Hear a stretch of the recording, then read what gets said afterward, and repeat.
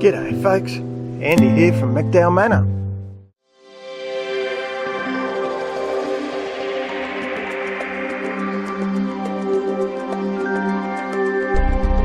So as you know, we've been winning over the fruit fly, knock on wood, and actually harvesting a few cherry tomatoes. Now that's ones that aren't quite ripe yet.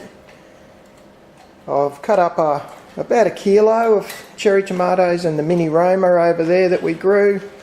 What we're going to do with them, because it's time to preserve folks, is make harvest tomato sauce, which looks really bloody good, doesn't it?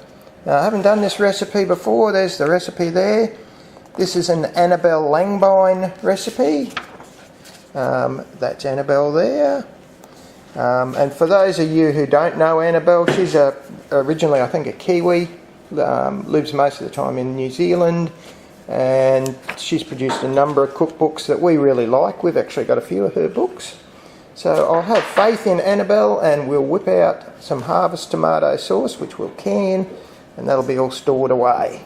Alrighty, so step one, chop up the tomatoes. Tomatoes are chopped. They're on a baking tray. We're going to bake this rather than do it in a saucepan. We're going to chop up the capsicum you can see there, and a brown onion as well, or that bell pepper you can see there, depending on where you live. And we're going to cut them up, put them on a tray, and then we'll bake the whole lot at 160 degrees. Now, I'd better explain. I'm doing what I always do. You'll notice I tend not to talk a lot of quantities. The original recipe calls for 1.5 kilos of tomatoes. I've only got about 1 kilo. So I've scaled everything else down. Annabelle used 2 capsicums, I'm only using 1. I've used 3 cloves of garlic, not 4. And I'm about to use, I've got to use one of my chilies from the patch. Don't often use them whole like that. And I've got some rosemary that I'm going to put in a little coffee spice grinder and put that in as well. In that there cup, I've mixed up probably 1.5 tablespoons of sugar, 2 tablespoons of oil, about 1 teaspoon of salt, and some black pepper. Now I'm going to pour that to coat over all the veggies. Now, Annabelle does it a different way. Remember, I never follow a recipe. You know, I use it as a base, and that's what I'm trying to give you fine folks. So I'm going to pour that over the veggies and stuff. And then I'll put them in the oven for probably an hour. Keep an eye on them. Yeah, so there you go. So there we go, all nicely coated and about to go in the oven. So that's out of the oven now.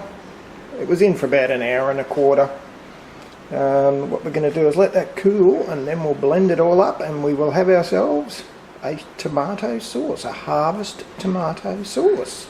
Rightio, so I've ground up the rosemary in that coffee or spice grinder, call it what you will, and I'm about to put all of the cooked ingredients into that blender over there, and we'll blend him up, and hopefully we're going to end up with harvest tomato sauce. So she's all in there, ready to go. One of the things I thought I might mention was a little tip that Annabelle gave. You know how I used the parchment paper? I did that because Annabelle suggested that it would make cleanup easy. She's bloody spot on. So there it is blended. Now in the process of cleaning the lid, I may have accidentally wiped my finger across it all and it had a little taste. And just quietly, it's fantastic. This is a really good recipe. Annabelle has not let us down again. I'm going to can that, bottle it and can it. Now I'm not going to bother showing you that because you can see 1,000 canning demonstrations on YouTube. But what a cracker. I'll be certainly doing this recipe again. Alright, thanks for watching folks. See ya.